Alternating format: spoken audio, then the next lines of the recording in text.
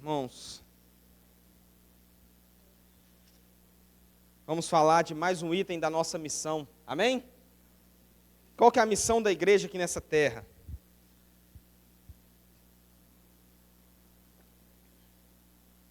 Hoje nós vamos falar de mais um deles, mais um dos itens. Nós temos visto aí a série de mensagens que começou lá em Romanos e a gente continua aí com vários itens, né? Além do livro de Romanos, né? Mas expondo outros textos de forma a ficar claro para nós como cristãos como a gente precisa viver aqui nessa terra como igreja de Cristo. Amém, irmãos? Hoje o tema da nossa mensagem, que vai ser em cima do livro de Judas, vai ser o tema lutando pela fé. Você tem lutado pela fé? Amém? Você acha que você poderia lutar mais pela fé? Então hoje a gente vai ver o que é que Judas instrui a igreja, e aqui a gente vai ver que não é uma igreja, mas diversas igrejas na época de Judas.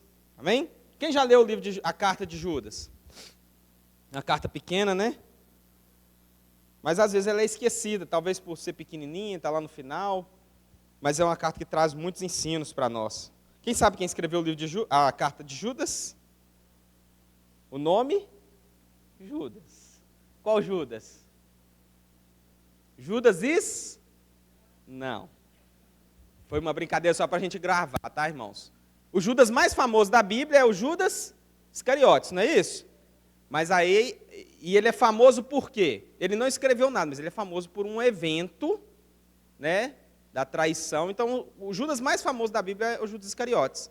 Mas não é ele quem escreveu esse texto, até mesmo porque, quem lembra da história, Judas acaba ceifando-se, né, após o evento da traição, então não deu tempo dele escrever. Esse texto aqui ele data mais ou menos do ano 65 a 70 depois de Cristo, um pouquinho antes do ano 70.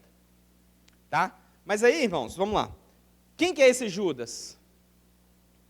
Lá dentre os 12, a gente tinha Judas Iscariotes e tinha um outro Judas, que era o Judas Tadeu, não é isso? Era um dos apóstolos.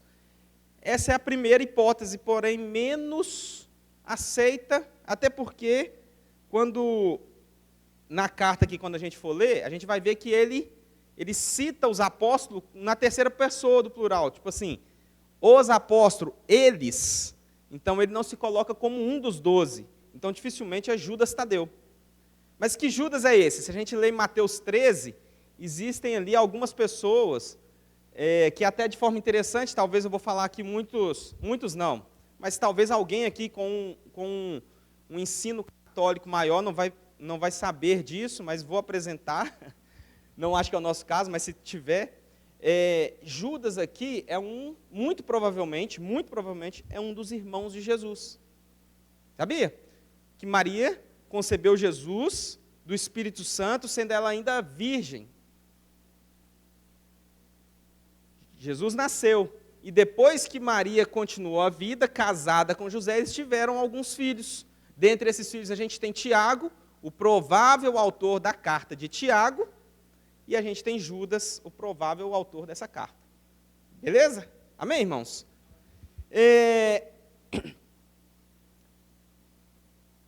Uma coisa interessante acerca dos irmãos de Jesus, os irmãos de Jesus não creram em Jesus como o Messias até que ele morresse e ressuscitasse. Sabia disso? Eles viram os milagres e não creram. Eles passaram a crer depois que Jesus ressuscitou. Tem alguns eventos até que os evangelhos relatam. Lá em João 7, quando eu li isso há um tempo atrás, eu achei bem interessante, meio desaforado até pela pessoa do nosso Senhor. Os irmãos de Jesus, entre aspas, fazendo tipo uma chacota de Jesus. Assim, você faz muitos milagres, está chegando a festa lá em Jerusalém, vai lá para você fazer seus milagres e aparecer. Então, os irmãos de Jesus, eles creram em Jesus de fato, depois da ressurreição. E foram líderes proeminentes no meio da igreja de Cristo do primeiro século. A gente tem Tiago foi o grande líder aí da igreja de Jerusalém. Lembra aquele ato lá em Atos 15, o concílio de Jerusalém? Lembra? Que estava tendo um problema ali entre os apóstolos? Quem que foi o mediador ali? Tiago, o líder da igreja de Jerusalém. Amém? Irmão de Jesus. Isso só para a gente situar historicamente, ajuda-nos pouco aqui no entendimento, mas é uma curiosidade interessante saber. E até para puxar o assunto aí, aqueles que têm uma origem mais católica, porque a Igreja Católica coloca que Maria foi virgem eternamente. É virgem até hoje. E não é o que a palavra de Deus coloca. Amém? Amém, irmãos? Irmãos, nesse contexto de falarmos sobre nossa missão, a gente falou sobre não tomar a forma desse mundo, cultuar a Deus tanto com o nosso entendimento como com as nossas ações. Nós falamos muito sobre viver em unidade, em comunidade. Os irmãos lembram? A gente teve algumas pregações sobre isso, muito esclarecedoras. Nós falamos sobre a prática do evangelismo, a prática dos dons espirituais no meio da igreja. Amém? E hoje a gente vai falar sobre lutar pela fé. E quando a gente fala de fé aqui, o termo fé não está muito relacionado aqui com o ato de crer, não. Mas é a fé como um todo, pelo evangelho, pela nossa crença, por aquilo que nós devemos viver. E nós devemos lutar por isso. Amém? Como diz o pastor Glauco aqui mais cedo, isso aqui é um assunto que a gente deve comprar briga. A gente não deve ser o pacífico lá, igual o pregador falou. E falando em pregador, hoje eu vi essa semana eu vi um desses falsos mestres, e eu falo isso com toda a convicção que é um falso mestre, pegando a Bíblia e falando que nas ruas, na universidade, não é o lugar de falar de Deus. Não, é o pastor falando. Lá é o lugar de estender a mão e ajudar o necessitado. Agora, falar de Deus, pregar, é da porta para dentro. Vocês acreditam nisso? São falsos mestres aí, e hoje a gente vai falar exatamente disso. Amém, irmãos? São coisas que a gente precisa lutar. Spurgeon tem um sermão sobre Judas, e nisso ele tem algumas frases lá bem interessantes. Ele fala assim: o cristão que não luta pela verdade já começou a perdê-la. O silêncio dos santos é o triunfo dos falsos mestres. A gente vai ver isso um pouco hoje. E outra coisa que ele fala é: a pior forma de apostasia não é o abandono da fé, mas a sua falsificação. Falsificar a fé, na opinião do Spurgeon, e a gente vai ver aqui que o apóstolo não pega leve com isso, é a pior forma de apostasia. Amém? Que nós lutemos pela nossa fé. Amém, irmãos? Então vamos lá, Judas é uma carta pouco lida. Talvez por estar lá no finalzinho, você faz o plano de leitura bíblica, só chega em Judas quem fica no plano até dezembro, né? Se você abandona o plano em janeiro, você não passa de Gênesis. Então Judas é uma carta que está lá no finalzinho, mas é uma carta que tem algumas coisas interessantes, algumas coisas únicas. Por exemplo, o que aconteceu com o corpo de Moisés depois que Moisés morreu? Alguém sabe? O que aconteceu? Em Gênesis não fala, em Judas fala. O arcanjo Miguel desceu para discutir com o diabo sobre o corpo de Moisés. Quem já leu isso? Só quem já leu Judas. Só está em Judas. Tá? Então a gente vai ver um pouquinho disso hoje. Amém? Para a gente entender o texto que a gente vai ler, e agora à noite eu vou fazer um pouco diferente. Eu não vou ler o texto inteiro, são 25 versículos. A gente vai lendo e explicando. Vou tentar dessa forma, ver se fica um pouco mais fluido aqui. Mas a ideia é a gente passar verso a verso. Mas para a gente ir entendendo, o que acontece aqui? Existia no meio das igrejas um falso ensino surgindo. E esse falso ensino, quem já estudou a história da igreja sabe que é um falso ensino que vem para tentar acabar com a igreja nos primeiros séculos. E é um ensino que ele é bom àqueles que estão ouvindo, massageiam as vontades pecaminosas dos ouvintes. Qual que é esse ensino? E aqui é o princípio do nascimento do gnosticismo. O que essa turma cria e ensinava? Que Jesus morreu para nos salvar. E nós somos salvos pela graça. Não há nada que eu faça e que você faça que te faça merecer a salvação. Tá certo até aí? E eles chegavam à conclusão que então eu posso viver da forma que eu quiser. porque independente do que eu fizer, Jesus salvou. Então eles transformavam a graça de Deus em desculpa, em permissão para viver no pecado. Para quem está doido para viver no pecado, é um bom ensino, sim ou não? Isso aí ajuda a responder a primeira questão do PG lá, viu? Já anota aí. Está todo mundo indo no PG aí, gente? Amém ou não? Esse aí vai ganhar nota 10 aí, quem gravar isso aí. Então, dentre os ensinos, eles não deixavam as práticas pecaminosas e tinha uma boa desculpa para isso. Eles criaram a própria forma de pensar acerca da religião. E eles faziam muitas coisas buscando os próprios interesses, inclusive interesses de sair ganhando em cima daqueles que ouviam. E eles difamavam os líderes da época. Eram essas 3 principais ações. Eles falavam, ó, esses que estão ensinando, e lembra de quando que data? Em torno de 60, de forma muito direta, eles estavam falando, esses ensinos desses apóstolos estão errados, o nosso está certo. Amém? Então, diante dessa característica desses falsos líderes que surgiram no meio da igreja, Judas, já falando até do primeiro versículo, Judas fala que ele estava ali querendo escrever sobre a salvação, que é o assunto mais importante que a igreja pode ouvir, sim ou não? A salvação em Jesus. Jesus morreu no nosso lugar. Tem assunto mais importante que esse? Não, mas às vezes surgem assuntos urgentes. E essa é a questão de Judas. Ele fala isso. No verso 2, a gente vai ver que ele ia escrever sobre a comum salvação, mas ele teve que escrever sobre isso, por conta da urgência desse problema que surgia no meio da igreja. Amém? Que o Senhor nos abençoe, que o Espírito Santo de Deus nos instrua aqui no estudo da palavra. Amém? Vamos ler o verso 1. Judas, servo de Jesus Cristo, irmão de Tiago, aos chamados, amados em Deus e guardados em Jesus Cristo. A misericórdia, a paz e o amor vos sejam multiplicados. Primeiro, só uma característica, o nome Judas é um nome super comum. Super comum. É o mesmo nome que Judá, por exemplo. Então, na época, se a pessoa chamasse Judas, era difícil distinguir quem era, tá? Mas é mais uma curiosidade mesmo. Já falei que não é o Iscariotes, óbvio, especialmente porque Iscariotes não estava vivo nessa época. Tampouco Judas Tadeu, provável, por quê? Porque ele não se inclui dentre os 12. Mas algumas coisas interessantes nesse verso. Primeiro, ele se coloca como servo de Jesus Cristo, irmão de Tiago. Ele nem se coloca como o irmão do Senhor, mas ele se coloca como irmão de Tiago. Provavelmente, o primeiro, por uma questão mais de humildade, o segundo, porque Tiago, dentre os irmãos de Jesus, era o mais famoso. Era o líder da igreja de Jerusalém. Amém? Tiago foi chamado para meio que acalmar um assunto que estava em debate entre Pedro e Paulo, por exemplo. Tiago foi o mediador ali. Tá? Então, Tiago, dentre os irmãos, era o mais conhecido.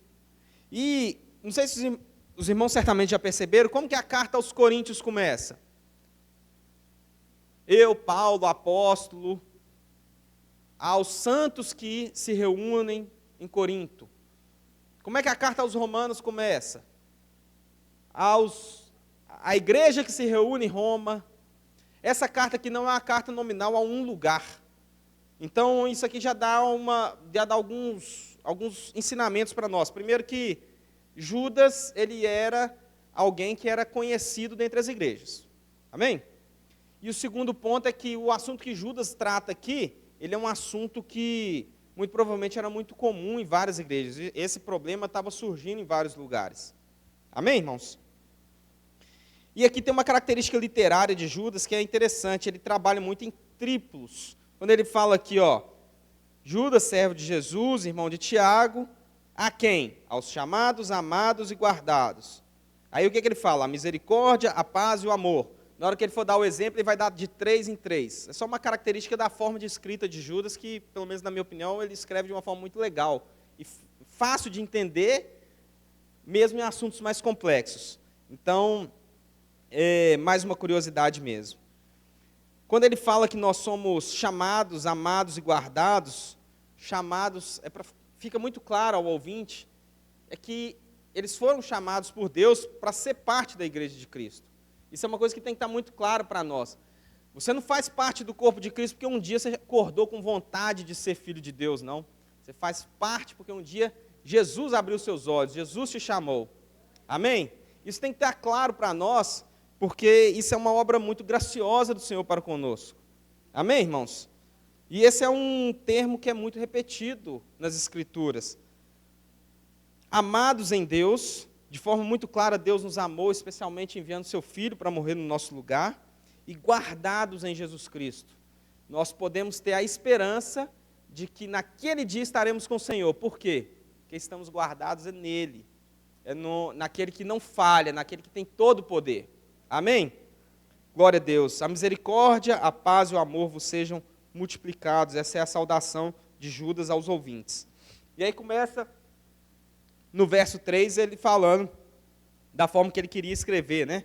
Amados, quando empregava toda a diligência em escrever-vos acerca da nossa comum salvação, ou seja, eu estava querendo escrever acerca da nossa comum salvação, foi que me senti obrigado a corresponder-me convosco, exortando a batalhardes, a lutardes, diligentemente, pela fé, que, uma vez por todas, foi entregue aos santos. Entenderam aí, irmãos? Judas queria, inicialmente, estava preparado, se fosse de escolha dele, ele ia escrever sobre a comum salvação, o assunto mais importante, mas havia ali um assunto urgente a ser tratado, e o Espírito Santo, de forma maravilhosa, o dirigiu a escrever para ele, sobre esse assunto, que são o quê? Os falsos mestres surgindo no meio, e o dever da igreja de batalhar pela fé. Esse é o assunto da carta de Judas. E assim ele o faz. Alguns pontos aqui desse verso que a gente leu que são bem interessantes, é que ele fala que, acerca da fé, foi que me senti obrigado a corresponder-me convosco, exortando a batalhardes diligentemente pela fé que, uma vez por todas, foi entregue aos santos. E aqui tem um ponto que a gente precisa deixar isso bem claro, porque isso é repetido diversas vezes no Novo Testamento. Irmãos, a forma que Deus falou para a igreja é uma forma completa e suficiente. Irmãos, se Deus não falar nada para você, de hoje para frente, de forma sobrenatural, você já tem tudo o que você precisava saber. Sabia? Amém? Tem alguns versos na Bíblia que, para mim, clareiam muito esse entendimento. Quando a gente vai lá em Hebreus 1, lá fala assim, de muitas formas, de muitas maneiras, e por muitas pessoas, trazendo para o literal ali, Deus falou ao povo. Mas agora, e aí eu vou abrir um parênteses aqui, porque a carta de Hebreus me dá essa licença, mas agora, de forma muito superior, ele nos falou pelo Filho. Isso é o contraponto que tem ali em Hebreus 1, falando que lá no passado, Deus usou profetas, usou meios diferentes de falar, usou árvore pegando fogo, usou mar se abrindo, usou pão caindo do céu, coisas maravilhosas Deus fez. Mas agora, aí abro novamente o parênteses, de forma muito superior, de forma completa, de forma suficiente, de forma inerrante, ele nos falou pelo Filho. É isso que está sendo falado ali. E como que Deus nos falou pelo Filho? Ele ensinou os apóstolos durante 3 anos, morreu, ressuscitou, ficou com os apóstolos mais algumas semanas, e os apóstolos trouxeram na palavra de Deus esse ensinamento para nós. Amém, irmãos? Então, essa fé, ela veio para nós de uma vez por todas. Esse termo ele é usado no Novo Testamento. E o que isso significa? Significa que se alguém vier com algum novo ensinamento aí acerca da nossa fé, do Evangelho, daquilo que foi ensinado pelos apóstolos, nós temos que ter muito cuidado na hora de ouvir isso. Os irmãos sabiam que a maior parte das seitas que tem por aí foram novos ensinamentos que surgiram? Várias seitas aí que creem de formas esquisitas aí, comparando com a palavra de Deus, surgiram porque em algum momento alguém teve um baita de um sonho diferente, ou apareceu um anjo, ou uma mega revelação de que tudo que até aquele dia foi feito estava errado e agora tem a revelação nova. Irmãos, olha que interessante o que Paulo fala lá em Gálatas 1, por volta do verso 8 a 10 ali, em algum daqueles versículos ali. Ele fala assim, ó, eu posso errar aqui na transcrição literal, mas ele fala assim, ó, se algum de nós, Paulo falando, se algum de nós, ou seja, um dos apóstolos, ou se um anjo descer do céu, vier e falar um evangelho diferente desse que eu vos ensinei, que seja anátema, maldito. E para reforçar ele repete, e outra vez vos digo que seja anátema. Então, irmãos, isso tem que ficar muito claro para nós, que a fé, ela veio de uma vez por todas pelos apóstolos a nós. Deus nos falou pelo Filho. E os apóstolos registraram, e hoje a gente tem essa palavra aqui. Glória a Deus, amém? De igual forma, Judas fala para aquele povo, lute pela fé que de uma vez por todas foi entregue a vocês. Entregue aos santos. Amém, irmãos? Vamos entrar agora do verso 4 em diante. Até vamos ficar um tempo bom aqui, na hora que o Judas começa a falar, descrever essa situação. Quem que são esses falsos mestres? Qual a característica deles? E o que está reservado para eles? Primeiro, verso 4. Pois certos indivíduos se introduziram com dissimulação. Então, existem indivíduos, existem pessoas que se introduziram, ou seja, estão dentro. Não é alguém de fora falando assim, começa a crer assim. Isso o mundo está... O tempo todo a gente vai ter isso. Mas não é esse o principal problema. O principal problema é pessoas de dentro que se introduziram e de forma dissimulada. O que é dissimulada? É de forma a tentar enganar. Tá? Disfarçado. Parece que é, mas não é. De forma com dissimulação, os quais, desde muito, foram antecipadamente pronunciados para essa condenação. Homens ímpios que transformam em libertinagem a graça de nosso Deus e negam nosso único e soberano Senhor Jesus Cristo. Então, o que eles faziam? Eles viam na graça uma desculpa para viver de forma dissoluta. E aqui, quando fala de libertinagem, hoje eu acho que não tem nenhuma criança, aqui ele está falando de forma aberta sobre pecados de ordem sexual. Então, eles chegavam, tem, mas bem voltado para a questão da imoralidade. Amém? Então, o que eles faziam? Criaram uma forma de crer, uma forma de criar uma religião deles, de forma que sustentassem os seus desejos pecaminosos. E ficavam tranquilos com isso. Irmãos, falsos mestres, de uma forma geral, não tem palavras de confronto, tem palavras que aquecem os nossos ouvidos, né, como falar em 2 Timóteo ou Filipenses, agora esqueci exatamente. Amém, irmãos? E aqui um outro ponto, no finalzinho do verso 4, ele fala, e negam o nosso único soberano e Senhor Jesus Cristo. Então, na hora que faz isso, basicamente está negando a obra de Jesus. Falar que Jesus morreu para nos salvar, isso nos dá liberdade para pecar, isso você está desconstruindo completamente a obra de Jesus. Amém? A doutrina da graça não é para licença para pecar, é para mostrar que nós somos pecadores e que se não fosse Jesus, nós estávamos perdidos. Amém, irmãos? Irmãos,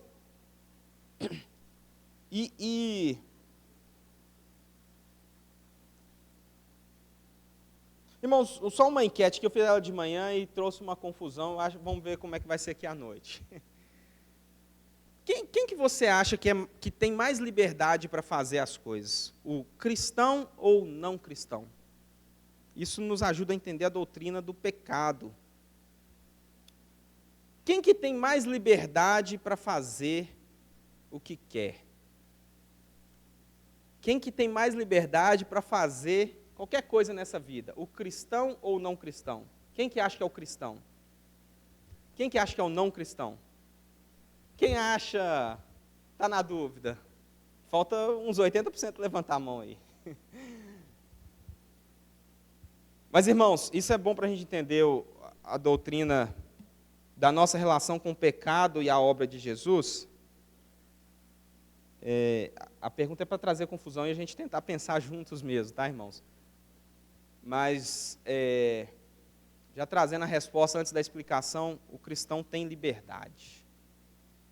O não cristão, ele é preso nos próprios prazeres. O não cristão não tem poder de dizer não para o pecado.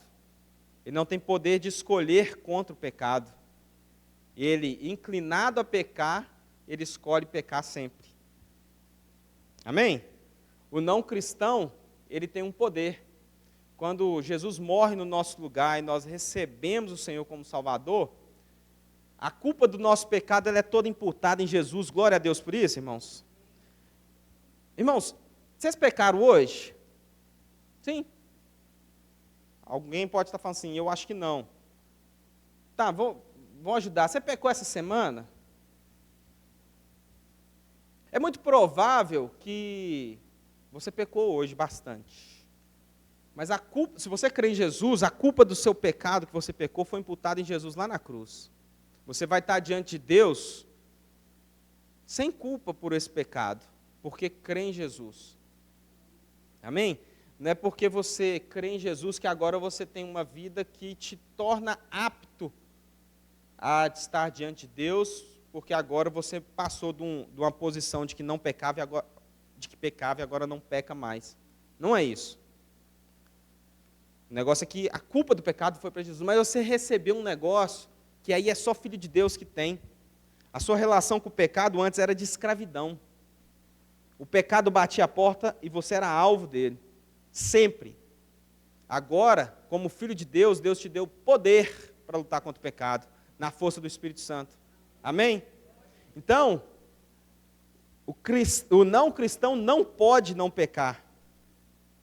Mas o cristão pode não pecar, na força do Espírito.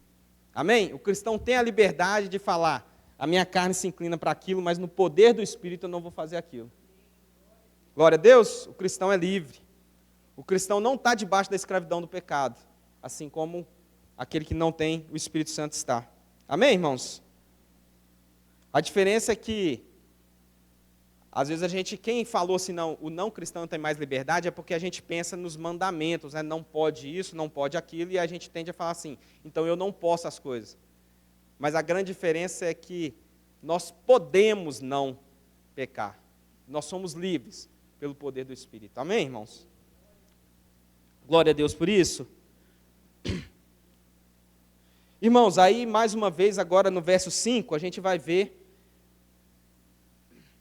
de novo, agora dando 3, só que agora são 3 exemplos para falar dessa condenação dos falsos mestres. Ele vai dar 3 exemplos que eram muito comuns aos ouvintes, que é, o que aconteceu com o povo de Israel, depois que saiu do Egito, o que aconteceu com os anjos e o que aconteceu com Sodoma e Gomorra. Vamos ler? Verso 5 diz assim, ó, quero, pois, lembrar-vos, embora já estejais cientes de tudo, uma vez por todas, que o Senhor, tendo libertado um povo, tirando-o da terra do Egito, destruiu depois os que não creram. E agora o exemplo dos anjos. E a anjos, os que não guardaram o seu estado original, mas abandonaram o seu próprio domicílio. Ele tem guardado sob trevas, em algemas eternas, para o juízo do grande dia. E agora Sodoma e Gomorra.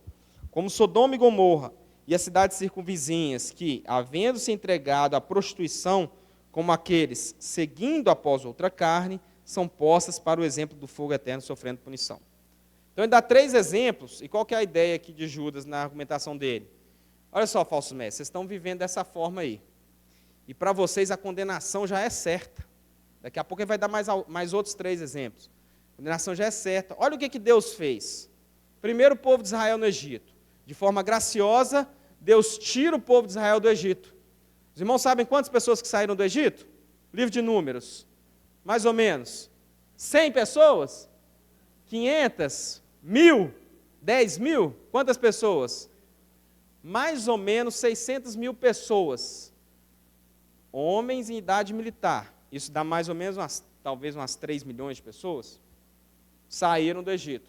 Quantos que chegaram na Terra Prometida? 500? 300? 200? Quem? Quantas? Duas pessoas.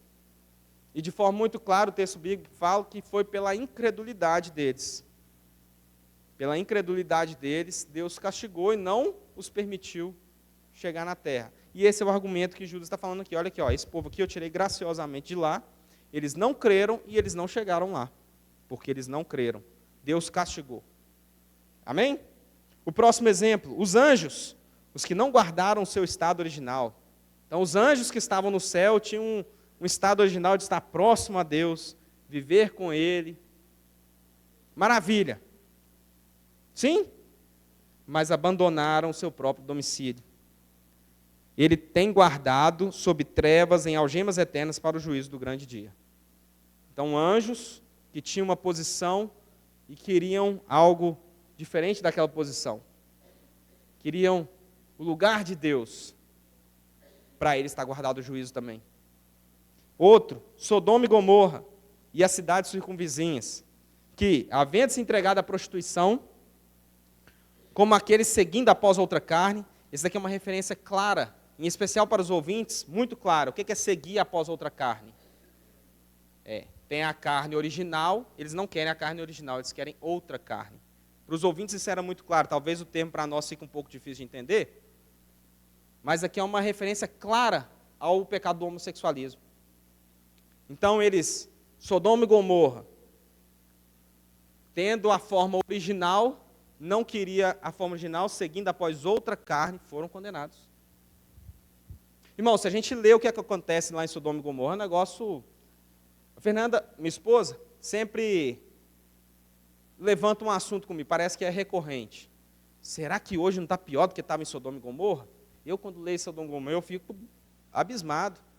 Não somente pelas ações, mas pela aceitação daquelas ações horríveis lá, pelos moradores da cidade. Era um senso comum, não, vai acontecer isso. Os anjos chegaram, dá eles aí para a gente, que a gente vai fazer essas coisas horríveis. E a cidade como uma coisa comum. Deus castigou. E o argumento de Judas é esse. Deus castigou o povo do Egito, saiu do Egito. Deus castigou os anjos. Deus castigou aqueles que estavam envolvidos na prostituição. E aí fazendo uma direta para eles. Lembra que o pecado era de forma especial acerca de moralidade? Por que você acha que com você vai ser diferente? Esse é o argumento de Judas para os falsos mestres. Deus vai castigar. Amém? E aí, Judas agora, a partir do verso 8, ele vai mostrar de forma detalhada como que é a característica desses falsos mestres. E qual que é a característica? Ora, esses da mesma sorte, quais sonhadores alucinados, não só contaminam a carne, como também rejeitam o governo, difamam autoridades. Então, alguns pontos nesse primeiro verso aí, o verso 8. Sonhadores alucinados. Não sei se os irmãos lembram, algumas exposições que já foram feitas sobre o gnosticismo. O gnosticismo, que está relacionado com gnose, que é conhecimento, eles alegavam que recebiam uma revelação especial e, dessa forma, eles tinham um conhecimento que extrapolava aquilo que já tinha sido ensinado, e por isso eles estavam numa posição de entendimento superior. Judas chama ele de sonhadores alucinados. Isso aí que você recebeu não foi a revelação, isso foi uma alucinação. É basicamente isso. E eu falei um pouco sobre sonhos aqui. Irmãos, aí eu vou falar a minha fé, tá? Deus pode falar a partir de sonhos, sim, sem dúvida. Eu não tenho dúvida disso. Mas, irmão, na hora que eu vejo a história nossa, a gente tem que ter um cuidado com os sonhos, tá? Quem já teve uns sonhos muito esquisitos? Não é verdade? Eu fiz uma enquete de manhã. Quem sonha muito aqui de noite? Isso é bom para a gente entender acerca de sonhos. Aí é a parte mais biológica. Quem sonha muito? Quem sonha pouco? Sabia que a gente sonha a noite inteira? Isso é biologia, tá? Não tem nada a ver aqui com o texto bíblico, mas talvez ajude a gente a entender algumas coisas. Isso aí eu já vi o pessoal médico, e aí eu entendi por que eu não sonho. Eu praticamente não sonho. Dizem aí, os especialistas do sono aí, que você sonha a noite inteira, e se você tiver um micro despertamento até 20 minutos após o sonho que você teve, você lembra do sonho. Se não, você não lembra do sonho. Diz que é isso. Eu posso estar com conhecimento aqui limitado, mas o que eu já vi foi isso. E como eu sou uma pessoa que eu durmo e acordo no outro dia, eu desmaio mesmo, pode entrar... Isso é graça de Deus, eu sei que é porque eu vejo minha esposa lá, o passarinho canta lá fora, ela acorda. Eu deito, eu vou acordar no outro dia. O sol nasceu, eu acordo, mas nesse período eu dormi, mas desmaiei mesmo. Mas por que eu estou falando isso? Porque a gente tem diversos sonhos. E aí eu creio pessoalmente que se Deus falar através de sonhos, ele vai falar de forma muito clara e vai ser claro que vai ser Deus. Tá? Ao ponto de você falar assim, eu vou negligenciar esses sonhos. Se ele quiser falar, ele vai deixar claro. Amém? Mas o fato, e aí, voltando aqui para o texto, se você não tiver sonho nenhum daqui para frente, você já tem tudo que você precisa saber acerca da salvação. Amém? Porque de uma vez por todas ele nos falou pelo Filho. Amém, irmãos? Mas glória a Deus, Deus, até pela nossa limitação de compreender a palavra dele, às vezes ele dá um mimo, ou de forma corriqueira, ele dá mimos, de forma a nos orientar, e glória a Deus por isso. Amém? Glória a Deus. Qual que é o outro problema? Então, essa turma, Judas chama eles de sonhadores alucinados.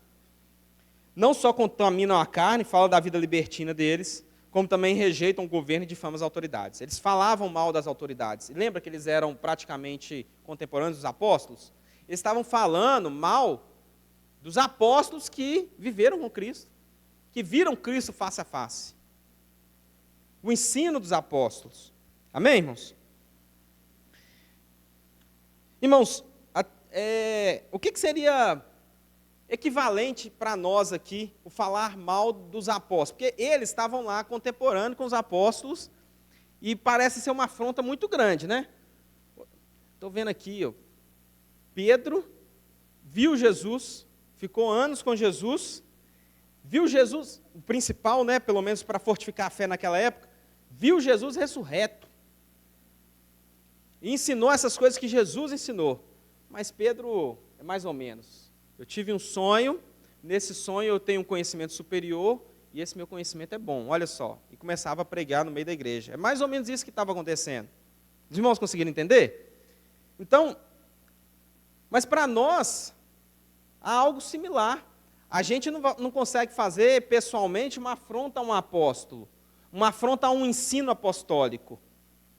Mas é de igual forma alguém que pega e fala assim, não, a Bíblia está escrito isso, mas eu discordo disso que está na Bíblia, eu acho que Deus não é assim. É uma afronta similar. Os irmãos conseguem ver? O apóstolo viu Jesus ressurreto, tocou, né? João começa o evangelho, a primeira carta de João falando, nós vimos, nós tocamos aquele que ressuscitou, ensinamos isso.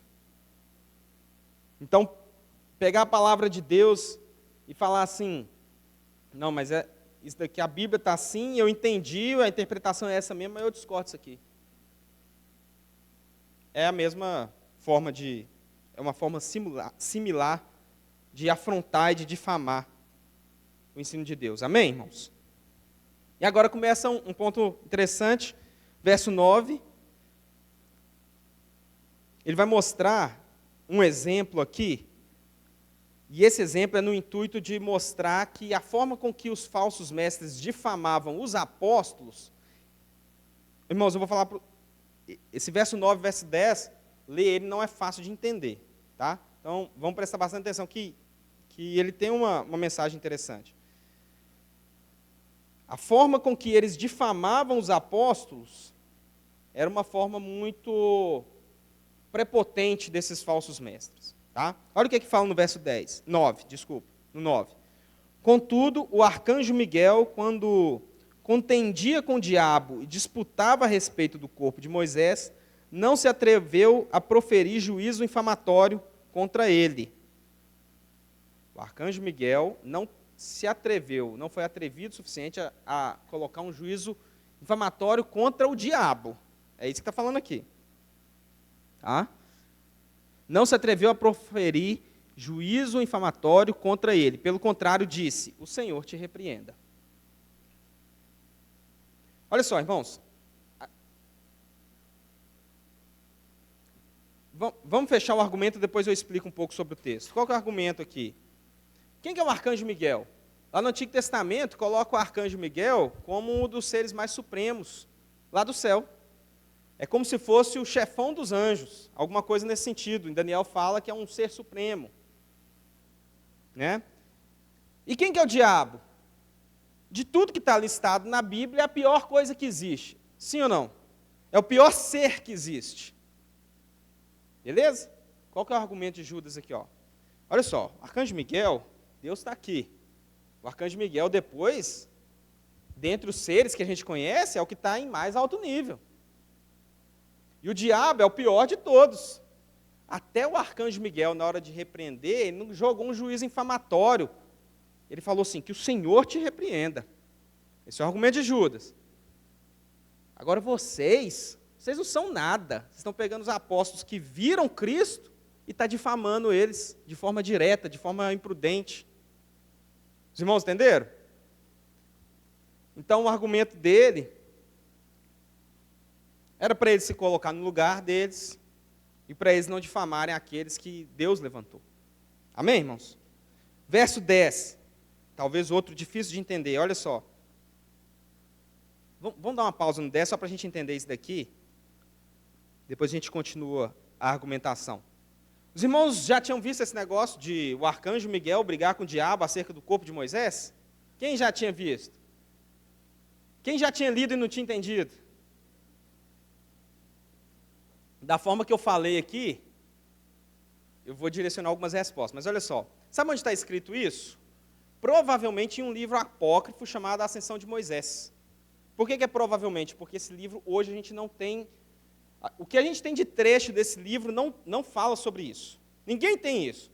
Mas um pai da igreja chamado Orígenes, lá do século, se não me engano, é segundo ou terceiro, não lembro bem, ele escreve que foi baseado nesse livro.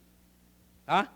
Então, muito provavelmente foi baseado nesse livro, um livro apócrifo. O que é um livro apócrifo? Que foi escrito, mas que ele não é inspirado por Deus e não faz parte do cânon bíblico. Então, vamos lá. Judas falou que nesse livro lá está escrito que quando Moisés morreu, e olha o que está escrito nesse livro segundo Orígenes. Moisés morreu, o diabo veio tentar pegar o corpo de Moisés, falando que Moisés era um assassino e que por isso aquele corpo era dele. E o arcanjo Miguel desce e discute com o diabo para que não vai levar o corpo de Moisés. E a intenção do diabo, isso é o que está escrito no livro, tá, irmãos? A intenção do diabo era pegar o corpo de Moisés, erguer o corpo de Moisés para que o povo de Israel o adorasse. Isso é o que está escrito no livro. Tá bom? O que está escrito em Judas? Que houve ali uma contenda entre o diabo e o arcanjo Miguel acerca do corpo de Moisés. Pergunta, isso está descrito no livro apócrifo, Ascensão de Moisés. Isso aconteceu? Aconteceu essa briga entre o diabo e o arcanjo Miguel? Quem acha que sim? Quem acha que não? Isso é interessante a gente saber, irmãos, porque a Bíblia tem alguns casos assim, e é bom para a gente entender o texto. Quando Judas, o livro é apócrifo, mas quando Judas pega e cita esse livro, pelo menos não, quando cita esse trecho do livro, ele canonizou esse trecho do livro. Ali é a inspiração do Espírito Santo e é inerrante. Então a gente pode afirmar que aconteceu. Amém? Amém, irmãos? Então, o livro apócrifo, ele está certo na íntegra? Não. Mas esse trecho que o apóstolo, o inspirado por Deus, trouxe para as Escrituras, esse trecho é verdadeiro. Existem alguns eventos interessantes. Existem alguns eventos que o apóstolo cita, uma citação de alguém que não era nem crente direito. Às vezes o cara viveu tudo errado, mas aquela citação está certa. E na hora que o apóstolo cita e redige no texto bíblico, aquilo está certo. Tem um caso interessante que eu estava lendo, eu posso errar as referências aqui, mas eu acho que eu não vou errar não. Os irmãos conhecem aquele verso, está lá em 1 Coríntios 15, eu acho que é 33. Que as más conversações corrompem os bons costumes. Vocês sabem de onde que vem esse trecho, essa fala? De um filósofo. Paulo cita um filósofo. E Paulo era bom nisso. Paulo era um cara muito culto, né? Embora ele mesmo julgou como lixo toda essa cultura, vamos dizer assim, todo esse conhecimento. Mas ele cita, se não me engano, é Epimênides. Epimênides provavelmente criou a fala. É uma fala que nós devemos encarar como inspirada, a partir de que Paulo colocou aquilo no texto bíblico, sim. Amém? Ele não colocou como uma citação, ele falou algo que já era falado na época, mas na hora que ele coloca aquilo no texto bíblico, aquilo é canônico para nós. Amém, irmãos? Entenderam? Existem diversos livros canônicos. Isso aqui é muito importante, olha só. É muito importante a gente entender a diferença de um livro canônico e de um livro que não é canônico, que muitas vezes a gente chama de apócrifo. Mas, por exemplo, um livro hoje que você lê aí fora, de qualquer que seja o pastor, de qualquer que seja o preletor, é muito importante a gente definir se ele é canônico ou não. Sabe por quê? Porque a forma de ler o livro é diferente. Completamente diferente. Se você tem um livro canônico, um livro que está na Bíblia, como é que você lê ele? Vou fazer uma proposição aqui. Você senta, você ora, pede para Deus te ajudar, e você lê com toda a atenção possível, tenta entender aquilo. Amém? Partindo da premissa que o quê? Que aquilo é verdade e que aquilo é palavra de Deus. Então você senta e fala assim, eu preciso entender isso aqui é Deus falando comigo. Amém? Um livro que não é canônico, como que você lê ele? Você senta, eu pelo menos tenho o costume de fazer isso, pode ser um livro de engenharia. Você ora, pede para Deus te ajudar a entender, porque sem Ele nós nada podemos fazer, mas não precisa ser engenharia. Um livro apócrifo, um livro que um pastor escreveu aí, por mais que o pastor seja uma bênção, o que você vai fazer? Você vai sentar, você vai ler, e você, ao invés de partir da premissa que está certo, e que você vai aceitar aquilo, você vai ler de outra forma. Deixa eu entender isso aqui para ver se isso aqui está certo. Os irmãos entenderam? Por maior que seja o pregador, lógico que às vezes te facilita, né? O Augusto Nicodemos escreveu um livro, você já vai com a guarda um pouco mais baixa, mas ainda assim tem que ter uma guarda. Ainda assim você tem que estar falando assim, deixa eu ver se o que ele fez está certo, porque inerrante é o texto bíblico. Amém? Amém, irmãos. Vamos voltar aqui para o texto, então, o verso 10. Estes, porém, esse aqui é um outro verso que é um pouco difícil de entender, mas tem um argumento interessante aqui, ó. Aqui ele ainda está falando dos falsos mestres e falando da vida libertina deles. Olha, estes, porém, quanto a tudo que não entendem, difamam. E quanto a tudo que compreendem por instinto natural, como brutos, sem razão, até nessas coisas se corrompem. O que ele está mostrando aqui? Existem dois conhecimentos que eles existem no meio da humanidade. Um é um conhecimento natural que todo mundo tem. E o outro é um conhecimento que o Espírito Santo nos dá e que aí isso fica limitado a alguns. A salvação é obra do Espírito Santo, irmãos. Você não... Isso é um negócio muito interessante. Quando a gente fala de salvação, que Deus nos salvou pela graça, embora que depois que o Espírito Santo nos alcança, a gente olha para aquele entendimento, para nós é a coisa que faz mais sentido do mundo. Sim ou não? Para mim, irmãos, de forma bem sincera, para mim o mundo não faz sentido nenhum sem o Evangelho. Para mim, se não tiver o Evangelho, Amanhã acaba. Isso aqui não faz sentido nenhum. Mas, por mais que de forma racional eu chegue a isso, foi porque um dia o Espírito Santo me revelou isso. Amém? Você pode chegar e fazer o argumento racional todinho para alguém e essa pessoa não crer. Por mais que racionalmente fecha tudo, ela não crê. Então existe um conhecimento que o Espírito Santo nos dá. Isso é uma bênção. Uma vez, uns 15 anos atrás, eu vi uma pregação do pastor Guilherme de Carvalho, uma igreja aqui de Belo Horizonte, que ele falava isso. Provavelmente Deus faz isso por quê? Para você não achar que é pelo seu conhecimento que você está sendo salvo. É o seu poder de entender o texto bíblico que você está sendo salvo. Mas, de fato, depois que Deus te dá a revelação, você olha, se não for evangelho, nada faz sentido. Amém, irmãos? Mas aí o que esse argumento está falando? Olha só, quanto a tudo que não entendem, vocês falam mal. Vocês nem entenderam a salvação e estão desconstruindo aí os apóstolos e tudo. Vocês falam mal, vocês difamam. E quanto a tudo o que compreendem por instinto natural, existe um conhecimento que é de instinto natural. Irmãos, ninguém nunca vai poder chegar diante de Deus e falar assim, ó Deus, hoje é o julgamento, me desculpa, é que eu não te conhecia.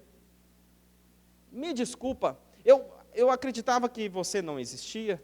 Ninguém vai poder falar isso. Romanos 1 fala isso. Se você abre o olho e vê as coisas criadas, se falar que Deus não existe, é uma ação de rebeldia enorme. É a coisa mais clara. A criação grita a existência de Deus. Amém? Eu já dei várias vezes esse exemplo, mas tem mais de ano que eu não dou, vou relembrar ele. Uma vez eu estava na minha adolescência eu tinha um amigo, que a gente cresceu junto ali na igreja e tal, e em um determinado momento, uns 10 anos depois que a gente não se via, ele me liga e fala assim, ô Gabriel, eu preciso conversar com você correndo, cara. Eu tô começando a crer que Deus não existe. Eu estou assistindo uns negócios aqui, lendo uns negócios aqui, eu estou começando a crer que Deus não existe. Eu falei assim, não, então vamos lá, vamos conversar, ué. Beleza. Passou um dia, 2 dias, 3 dias, a gente não marca a tal da conversa. Aí eu liguei para ele. Falei, e aí? Ah, não, precisa não. Eu estava vendo uma ave voando, aí eu vi as penas no peito dela assim, onde que faz mais frio, tinha mais pena. Falei assim, não tem jeito não, Deus existe. A ave foi mais forte que o meu argumento. Mas a criação grita a existência de Deus. Salmo 19:1, o que é que diz? Os céus proclamam a glória de Deus e o firmamento anuncia as obras de suas mãos. Ninguém vai poder chegar diante de Deus e falar assim, ô Deus, eu não te conhecia. Amém, irmãos? Então, o que ele fala? E quanto a tudo o que compreendem por instinto natural, como bruto sem razão, até no que é retardado, todo mundo entende, vocês se corrompem. Irmãos, a gente não precisa ser crente, por exemplo, para saber que adultério é pecado, não. Que promiscuidade é pecado, não precisa ser crente. Não precisa ter uma revelação especial. E esses aqui, os líderes, estavam buscando uma desculpa na graça de Jesus para viver de forma promíscua. Os irmãos entenderam o argumento? Amém? E aí ele dá mais 3 exemplos, verso 11. Ai deles, porque prosseguiram pelo caminho de Caim. Quem que é Caim? É aquele que criou a própria religião. Aquele que criou a religião por obras. Deus falou, faz assim, ele falou assim, mas eu vou fazer assim. Às vezes o assim dele, na consciência dele, no entendimento dele, era a forma melhor. Não importa. Deus falou, faz assim. E ele criou a própria religião. Foi exortado, não se arrependeu. Então, prosseguem pelo caminho de Caim, cria a própria religião. E movidos de ganância se precipitaram no erro de Balaão. Qual que é o erro de Balaão? A ganância financeira. É querer a parte financeira em troca daquilo que é espiritual.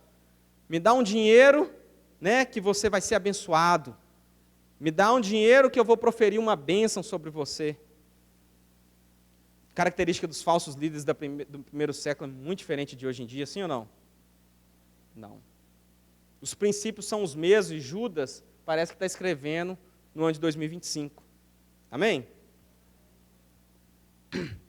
E quem mais? E pereceram na revolta de Corá. Quem que foi Corá? Ou Coré? Aquele que queria o lugar de Arão.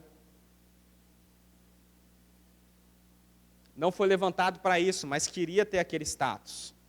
Então, de forma maravilhosa, Judas dá 3 exemplos que parece que encaixam como luva nas características daqueles falsos líderes.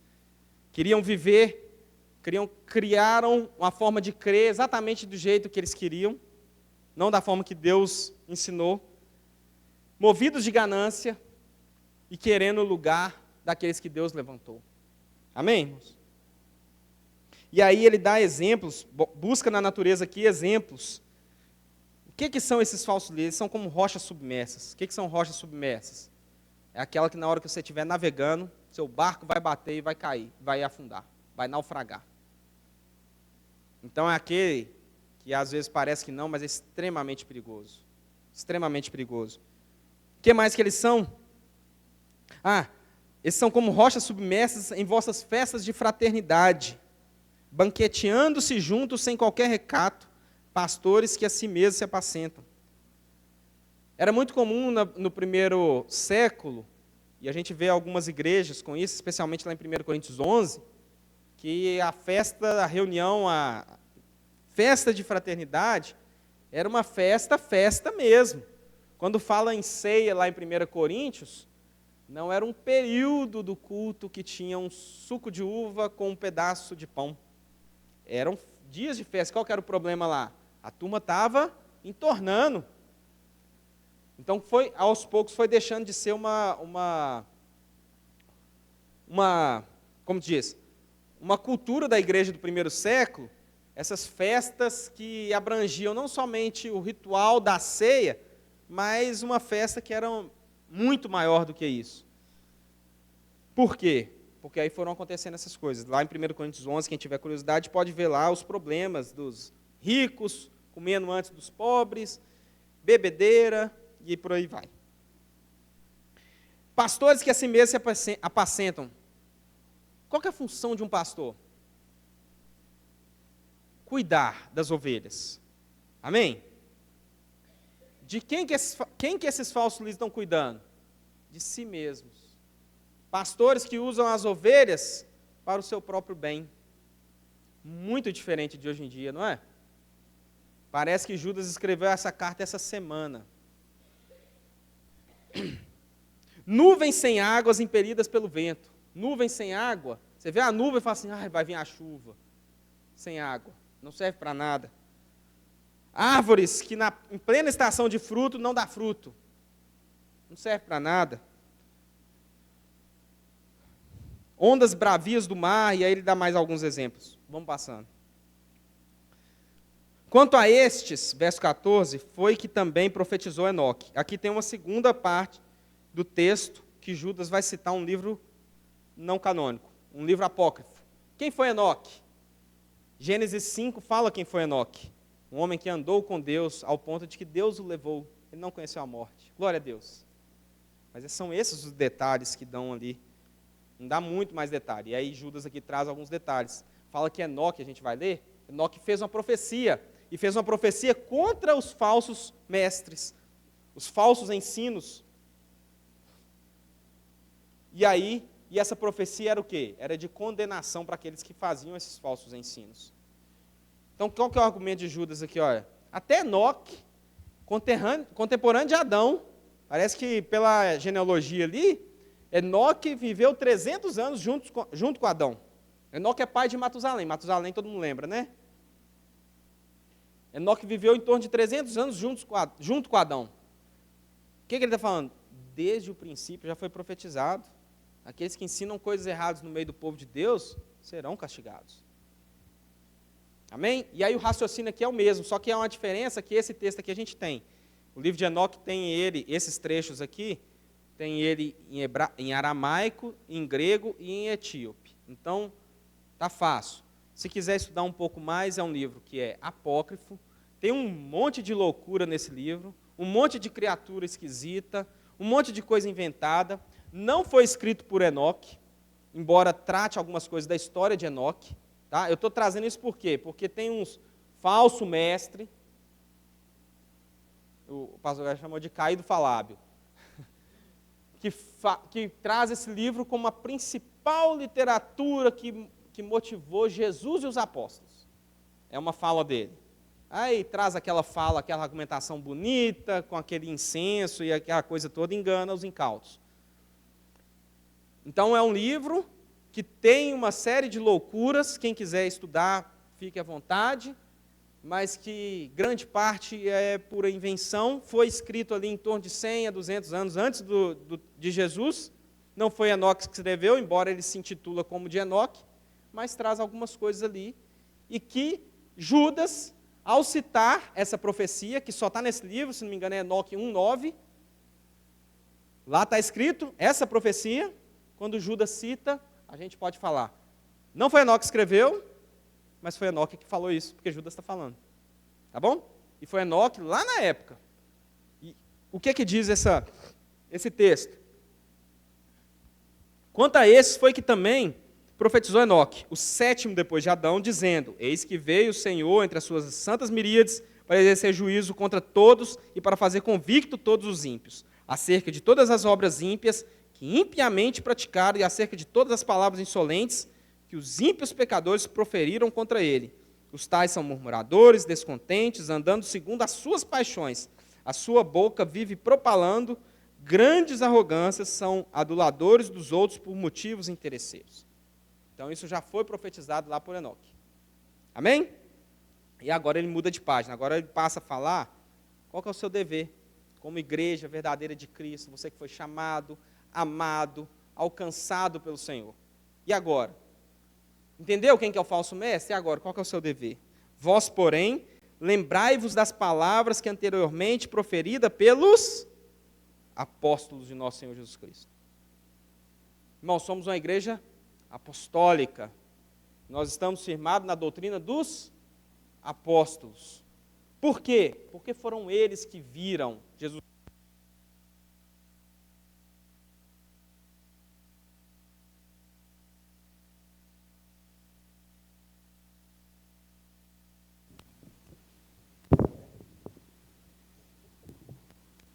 Os quais vos diziam, no último tempo haverá escarnecedores andando segundo as suas paixões ímpias. São estes os que promovem divisões sensuais e que não têm o Espírito. Amém, irmãos? Muito claro aí, eu vou continuar para a gente conseguir finalizar. Vós, porém, então ele vai comparar a igreja de Cristo com aqueles falsos mestres. Vós, porém, amados, edificando-vos na fé santíssima. Não é naquela fé que lida com o pecado com uma normalidade, é uma fé santíssima, que está à parte do pecado. Amém? Diferente daquele ensino. Orando no Espírito Santo. Vocês não têm sonhos alucinados, não. Vocês oram ao Espírito Santo. Guardai-vos no amor de Deus, esperando a misericórdia de nosso Senhor Jesus Cristo para a vida eterna. E compadecei-vos de alguns que estão na dúvida. E aqui tem um ponto interessante, irmãos. Nós temos a convicção de que estaremos com o Senhor porque estamos guardados nele. Mas você pode ser um crente e estar tendencioso a acreditar no falso mestre. Por quê? Porque às vezes o argumento é bom. Às vezes a fala é atraente. Às vezes você está numa frieza espiritual que a pessoa chega e fala exatamente aquilo que a sua carne quer ouvir. Então qual que é o nosso dever como igreja? Compadecer desses que estão na dúvida. Nós como igreja, está vendo a pessoa se inclinando ao erro, por compaixão, vai lá e instrui. Amém? De forma que, olha que interessante, salvai-os, arrebatando-os do fogo, de forma que a pessoa não caia a tal ponto de começar a seguir estes, e que o fogo está preparado para estes. Então, temos uma forma de lutarmos pela nossa fé, é compadecer daqueles que estão sendo enganados. Amém, irmãos? Interessante aqui, ó. Arrebatando-os do fogo. Quanto a outros, sede também compassivos em temor, detestando até a roupa contaminada pela carne. E aqui tem um negócio interessante. Nós devemos ser compassivos, ou seja, devemos ter compaixão desses que estão indo por esse caminho, devemos ajudá-los, mas com temor. O que ele está querendo dizer aqui? É como se fosse com cuidado. Por quê? Nós podemos cair. Olha o que fala ali, detestando até a roupa contaminada pela carne. Isso aqui é uma figura de linguagem. você está vendo o pecado, você tem que odiar o pecado. Só que seja mais cuidadoso. Está ali o pecado, está a roupa contaminada pelo pecado, odeia o pecado e a roupa. Fica mais distante disso. Amém? Então, nós devemos fazer isso com temor. Amém? Glória a Deus. Ora, aquele que é poderoso para vos guardar de tropeços. Quem que nos guarda de cair, irmãos? Senhor. Irmãos, não vai chegar ninguém batendo no peito no grande dia, não. Vai ter lugar só para aqueles que batem no peito falando, eu sou pecador. Lembram da parábola do fariseu e do publicano? O fariseu está assim, Deus, graças eu te dou, porque o Senhor me tirou dali e agora eu sou isso aqui. Vai chegar diante de Deus aqueles que falam assim, Deus, eu sou pecador. Tem misericórdia de mim. Amém, irmãos? Ele é poderoso para nos guardar de tropeço, para vos apresentar com exultação, imaculados diante da sua glória. Ele levou a culpa do nosso pecado. Ao único Deus, nosso Salvador, mediante Jesus Cristo, Senhor nosso, glória, majestade, império e soberania, antes de todas as eras, e agora e por todos os séculos. Amém. Glória a Deus, irmãos. Glória a Deus. Então, quais são os nossos deveres aqui? Lutar pela fé. Esse aqui é o recado de Judas para aquelas igrejas. Lute pela fé. E sempre que a gente for lutar, e agora o pastor Glag já falou, então vai ser uma bênção, semana que vem a gente vai ver armas para a gente lutar. Irmãos, não podemos desprezar armas que o Senhor nos deu, meios da graça para essa guerra que nós devemos lutar pela nossa fé. Não podemos desprezar, às vezes a gente está aqui no culto, orando talvez por motivos repetidos, às vezes a gente tem a tendência de entrar no automático e fazer uma oração sem fé. Nós não podemos desprezar o poder da oração do justo. Amém? Mas a gente ora e a coisa não muda, a política está pior, estaria muito pior se não orasse. Muito pior. Glória a Deus que Deus é misericordioso e ouve as nossas orações. Amém? Outra forma de lutar pela fé é posicionamento firme diante de situações. Lembra o que aconteceu com Pedro na hora que ele foi questionado se ele seguiu ou não Jesus naquele momento? Ele negou Jesus. Que nós não venhamos negar. Amém, irmãos? Tem uma demanda específica, o nome de Jesus colocado em xeque, a obra de Jesus colocada em xeque, não negue. Se posicione de forma firme. Amém?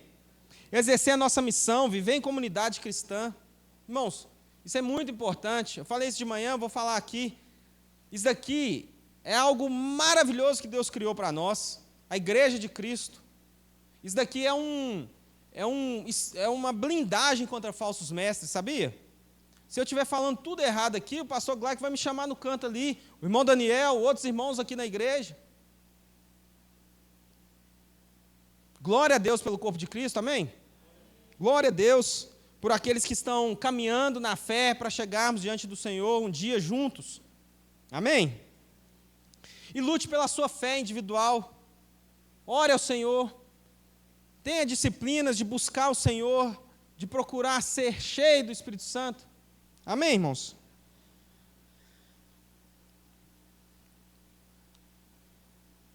E um último ponto que eu queria trazer aqui foi algo que até estimulado, não intencionalmente, provavelmente, mas pelo pastor Glag do nosso PG, algo que ele falou que foi muito claro para mim. Irmãos, a gente vem aqui, prega a palavra, traz os argumentos de forma, apesar das nossas limitações, de forma mais clara que a gente conseguir. E às vezes a gente entende. A gente vai lá no PG e começa a perguntar, você entendeu a missão? A gente entende. A gente entende que precisa viver o corpo de Cristo, que precisa estar em comunidade, a gente entende que precisa pregar o Evangelho, a gente entende, e às vezes a gente faz a pergunta, e você tem feito isso? E as pessoas falam assim, não podia ser melhor, ou não tenho, e fica por isso mesmo. Mas algo que o pastor Gleck falou, e é verdade, essa mudança ela não é por um convencimento de raciocínio, não é por um convencimento de argumentos, mas é por obra do Espírito Santo. Um avivamento ele só pode vir da parte de Deus. Deus usa a palavra dele de forma clara. Eu sou muito, isso é muito claro para mim, eu como ouvinte da palavra de Deus, que não vou chegar diante de Deus e ter desculpas por não viver o reino de Deus. Não vou ter. A palavra de Deus está muito clara, mas precisamos orar ao Senhor para que Ele traga um avivamento da parte deles para nós, amém, irmãos? E é sobre isso que vamos orar, amém? Fique sobre os seus pés, vamos